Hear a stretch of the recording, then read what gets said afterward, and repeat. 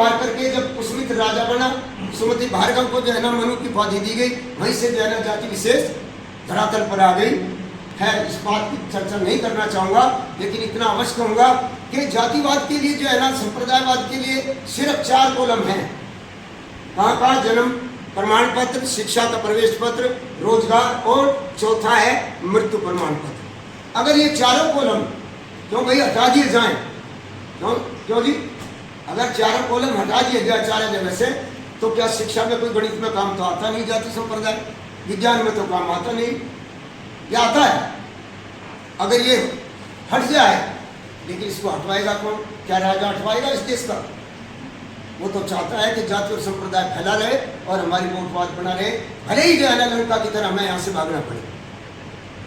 उनकी नियत है, सबके विदेश में जाना मकान बन चुके हैं, आपके विषय है।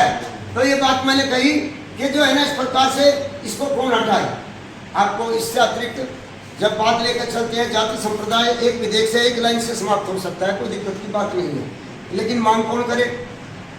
आर्य समाज करे तो करे। तो 6 बातें समाप्त हो गई, लेकिन जिस टाइम राष्ट्रीयकरण होगा तो माउंटेनरी स्कूल और मदरसे भी उसी दायरे में होंगे, और मदरसे जब उस दायरे में होंगे तो आपका देश का आतंकवाद खत्म होगा और माउंटेनरी स्कूल समाप्त होंगे। तो अंग्रेजी जो आज महारानी बन करके हम पर राज कर रही है, हमारी रसोइयों में भी अंग्रेजी बोली जाती है, क्यों भाई? क्या इससे हमें समता आई? क्या हमें आपस में प्रेम बढ़ा इस बात से? जब अपनी ही भाषा नहीं है तो प्रेम किस बात का? अपने मन की बात तो हम किसी को कह नहीं सकते। और जिस कोर्टों की बात करते हैं, एक लाइन की पढ़वाने के लिए भी हम मुकदमा हारे या जीते गांव में आकर के पढ़वाना पड़ता है, और हिंदी में मुकदमा तो लड़ता नहीं। तो इस प्रकार से आपको पता होगा कि दोनों जब समाप्त होंगे तो हमारे अंदर जो है ना क्या बात होगी, वो जितना बड़ा पैसा लेते हैं, जितना ब्लैक मनी आता है, सब धर्म परिवर्तन में जाता है। ईसाइयों की कितनी 11,000 संस्थाएं, 39,000 नर्सें, जितना भर पैसा लेती है, सारा का सारा ईसाईकरण में जा रहा है। उत्तर प्रदेश का पता करिए, और धीरे धीरे सब चारों तरफ फैल रहा है ईसाईकरण। हम खाली इस्लाम की बात करते हैं, लेकिन इससे भी कहीं अधिक हम इस ईसाईयत से भी ग्रस्त हैं और हम चुप बैठे हैं। तो फिर क्या होगा? अगर ये शिक्षा हो गई तो शिक्षा और समाज सुधार के नाम पर जो बाहर से पैसा आता है, ब्लैक मनी, वो भी आना बंद हो जाएगा। और 1971 में सभा प्रधान सार्वजनिक मंत्री ओम प्रकाश त्यागी जो MP थे, उन्होंने एक प्रस्ताव लाए थे कि धर्म परिवर्तन पर रोक लगनी चाहिए। इसको कौन करे भैया? हमने अपना वसूल छोड़ दिया, अपने बड़ों की बात माननी छोड़ दी। तो कहने का अर्थ है, अगर धर्म परिवर्तन पर रोक लग जाती तो आज हमारी ये स्थिति कदापि ना होती, लेकिन कौन मांग करे? तो मैंने कहा शिक्षा। और अब इसको राष्ट्रीयकरण कैसे करें? बस थोड़ी सी बात कह करके विराम करूंगा। वैसे तो 21 बातें लिखी, इसमें है जी पढ़िएगा, इसमें जो है ना सारी बातें एक दूसरे की पूरक हैं। मैंने कोई बात ऐसी जाति संप्रदाय के स्तर पर नहीं लिखी, क्षेत्र स्तर पर नहीं लिखी, सिर्फ इस बात को लिखा कि इस नागरिक स्तर पर खड़े होने से ही ये राष्ट्र बच सकता है। अब मैं जो अंतिम बात कहने जा रहा हूँ, ये व्यवस्था होगी कैसे? आज आपको मालूम होना चाहिए कि जितने पुराने स्कूल हैं उनको एड कितनी मिलती है? 50%। 50% में हमारे बच्चे जब उनके यहाँ टीचिंग के लिए जाते हैं तो कितने देते हैं? 10,000 रुपये, और साइन होते हैं कितने के? 50,000 के। गवर्नमेंट से जो है ना सीधे 25,000 रुपये लो और वो भी बचाओ, और साथ में जो है ना खूब जो है ना, हाँ जी राजस्थान में बंद है, एड यहाँ बंद होगी, लेकिन पूरे राष्ट्र में तो ही नहीं है।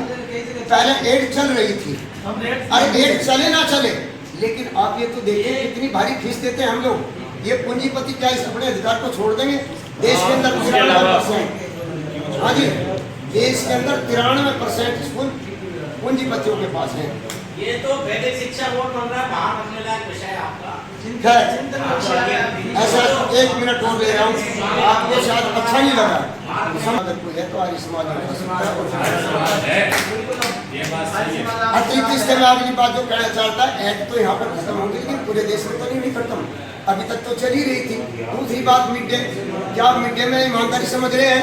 10 रुपए किलो के चावल जो है 100 रुपए किलो लिख करके और आराम से जो है सरकार को लूटा जा रहा है। वो तो खराब है। तीसरी बात स्कॉलरशिप, इस प्रकार अगर ये भ्रष्टाचार बंद हो जाए तो शिक्षा का राष्ट्रीयकरण हो सकता है।